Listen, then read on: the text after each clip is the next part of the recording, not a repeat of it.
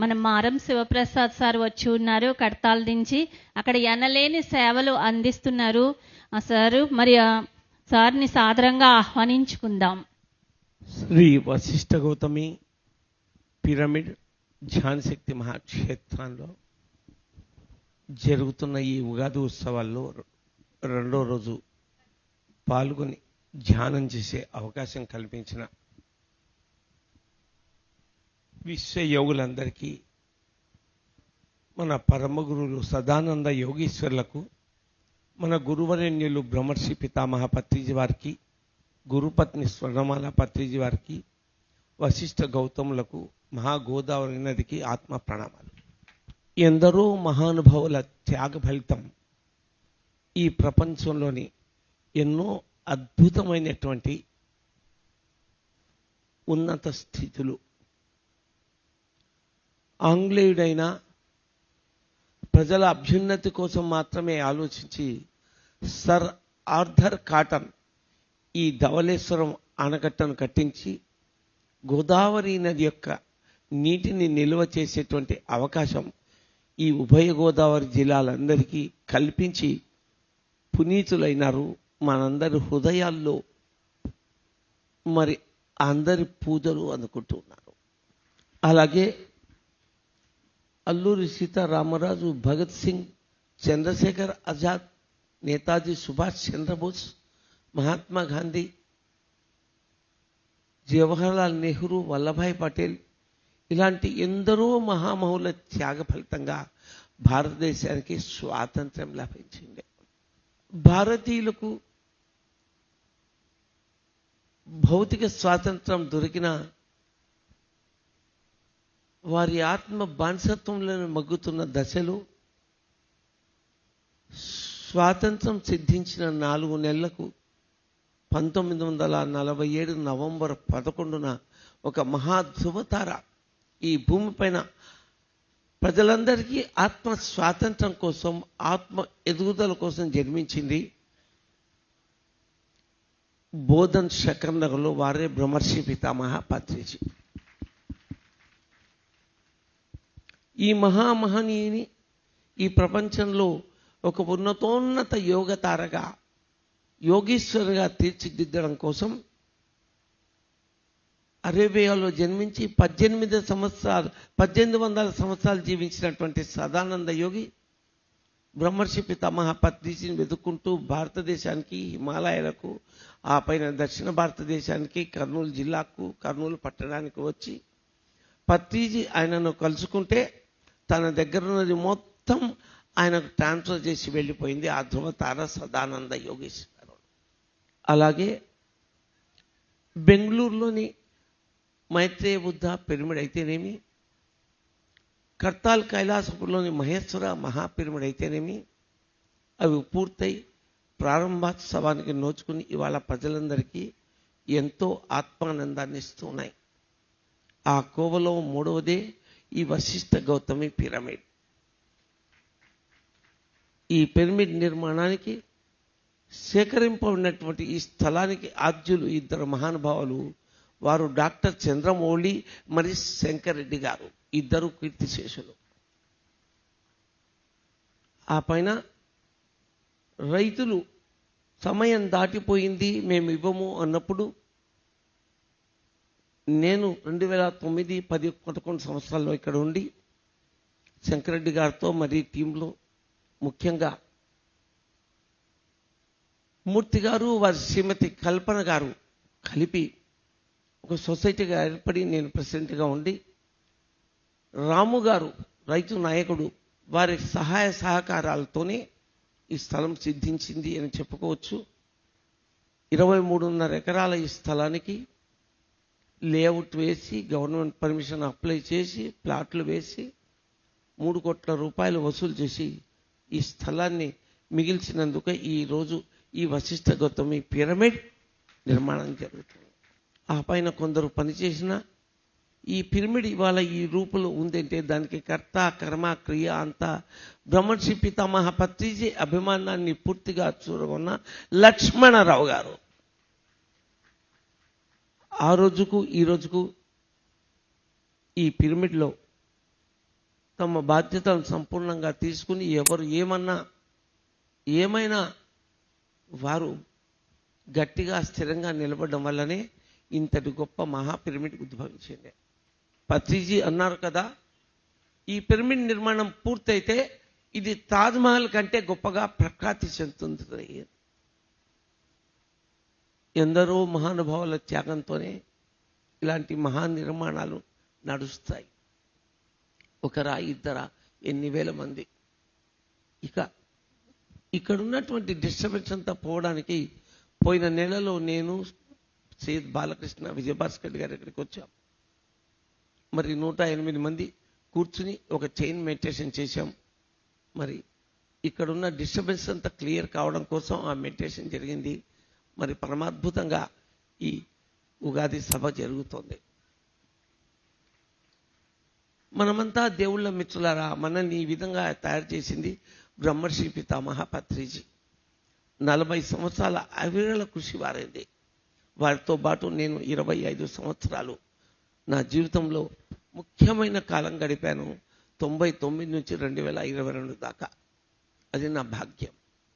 నేను సికింద్రాబాద్లో ఫ్యామిలీతో ఉండడం, ఆయన హైదరాబాద్కు తమ హెడ్ ఆఫీస్ని షిఫ్ట్ చేసుకొని రావడం, కార్ఖానా వాసవి నగర్లో నేను నిర్మలా మేడం మా టీం అంతా పెద్ద ఎత్తున జంట నగరాల్లో ధ్యాన ప్రచారం చేయడం, దానివల్ల మా ఇంటికి ఎన్నోసార్లు 100 సార్లు వచ్చారు ఆ 25 సంవత్సరాల్లో పత్రిజీ.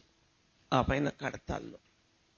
మరి నా భాగ్యమేమో 2019, 20, 21 సంవత్సరాల్లో కర్తాల్ కైలాసపురిలో మహేశ్వర మహాపిరమిడ్ యొక్క ఆధునీకరణ సుందరీకరణ పూర్తి చేయడం, Parvati conference hall central air కండిషన్గా తీర్చిదిద్దడం, ఆ పైన పత్రిజీ ద్వారకా నివాస్ సదానంద యోగి బ్లాక్ 500 బెడ్లతో పరమాద్భుతంగా పూర్తి చేయడం.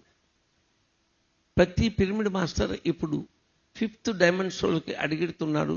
కొంతమంది 5th డైమెన్షన్ పూర్తి చేశారు. మరి కొంతమంది 6th, 7th, 8th, 9th, 10th, 11th డైమెన్షన్లో వెళ్ళిన వారు కూడా ఉన్నారు. ఈ సమయంలో పిరమిడ్ మాస్టర్లలో ఒక అనిశ్చితి, ఆందోళన, చిరాకు, కోపం,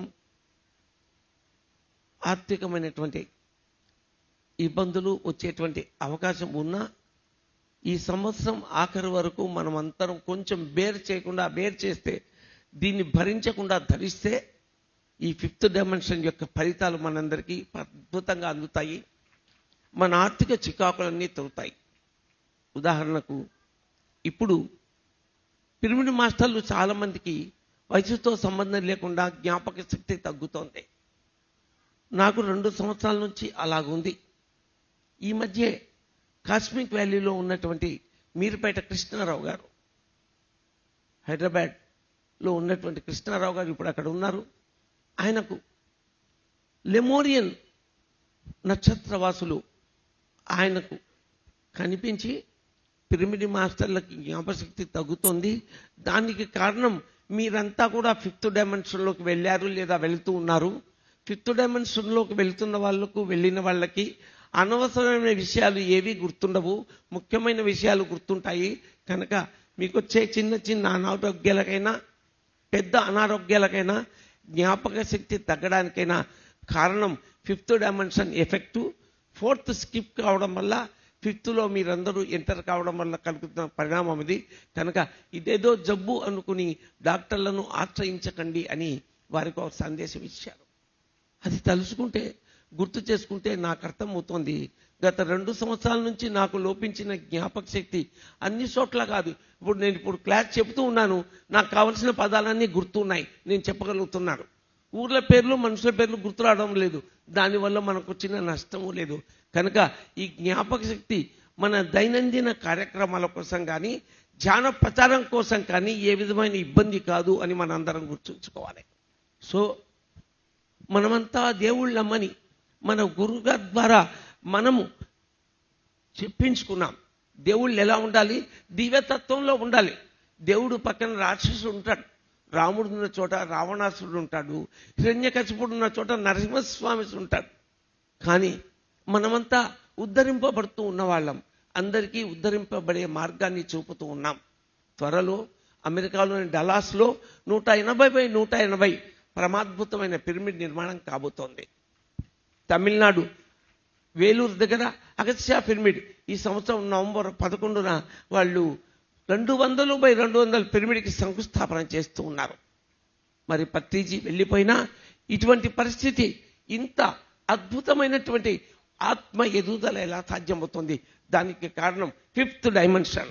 ఈ కాలంలో ఎన్నో పరమాద్భుతమైన కార్యక్రమాలన్నీ నడుస్తాయి, మరెన్నో పిరమిడ్ల నిర్మాణాలు జరుగుతాయి, మరెన్నో శాకాహార అహింస ర్యాలీలు జరుగుతాయి, మరెన్నో జుమ్ము క్లాసులు, ఇటువంటి ఎన్నో అద్భుతమైన కార్యక్రమాలు జరుగుతాయి.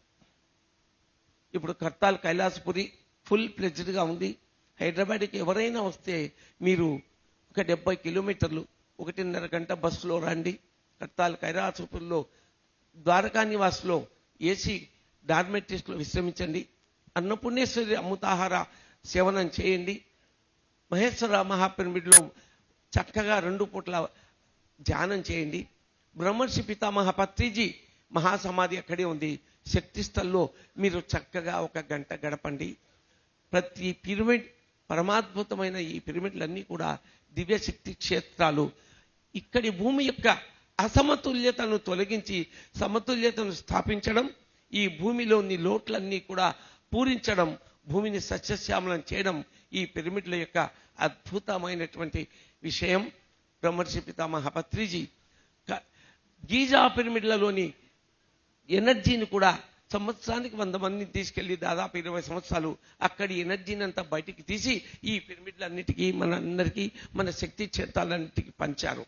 కనుక మనందరము వారికంటే గొప్పవారిగా తయారై మన జీవితాలను ఉద్ధరించుకుని ఎందరికో ఈ దివ్య కళ్యాణ మార్గాన్ని చూపించి మన అద్భుతమైన ఆత్మ ఎదుగుదలతో జీవించాలని మనసా వాచా కర్మణ కోరుతూ, మనందరిది ఆత్మజ్ఞానాన్ని మించిన స్థితి బ్రహ్మజ్ఞానం. మన బ్రహ్మజ్ఞానులం. ఓ బ్రహ్మజ్ఞానులారా, థ్యాంక్ యూ సార్. చూడండి ఎంత అద్భుతమైన సందేశం మనకు అందించారో మారం సారు. మరి గట్టిగా కరతాళ ధ్వనులు. మరి సార్కి మనం చిరు సత్కారం చేసుకుందాము. కూర్చోండి సార్.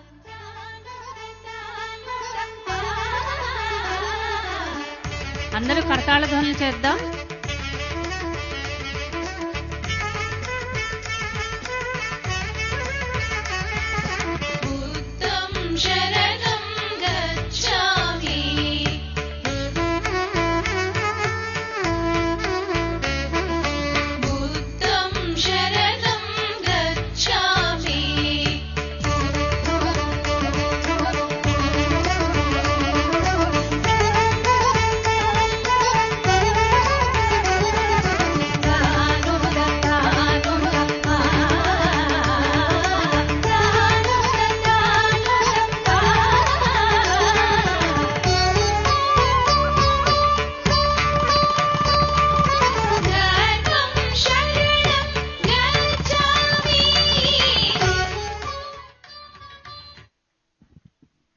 మారం శివప్రసాద్ గారికి మరొక్కసారి గట్టిగా మీ కరతాళ ధ్వనులతో.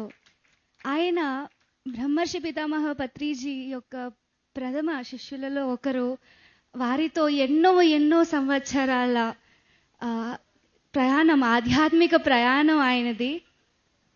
పత్రిజీ గారు స్థాపించినటువంటి ఈ పిఎస్ఎస్ఎం అనేటువంటి విప్లవాన్ని ఆయన కళ్ళతో వీక్షించారు, ప్రత్యక్ష సాక్షి ఆయన.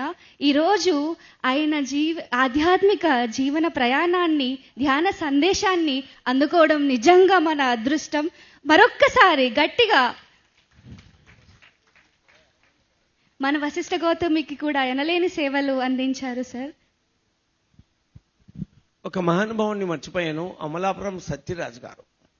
ఆ మహానుభావుడు ఈ క్షేత్రం కోసం ఎంతగానో కృషి చేసి ఇప్పుడు వృద్ధాప్య దశలో, తమ జీవితం అంత్య దశలో ఉన్నారు. వారి పరమాద్భుతంగా తమ జీవితాన్ని పండించుకుని తృప్తిగా జీవితాన్ని పూర్తి చేసి బ్రహ్మర్షి పత్రిజీ యొక్క పదాన్ని చేరుకోవాలని కాంక్షిస్తూ ఉన్నాను. Thank you sir, thank you so much.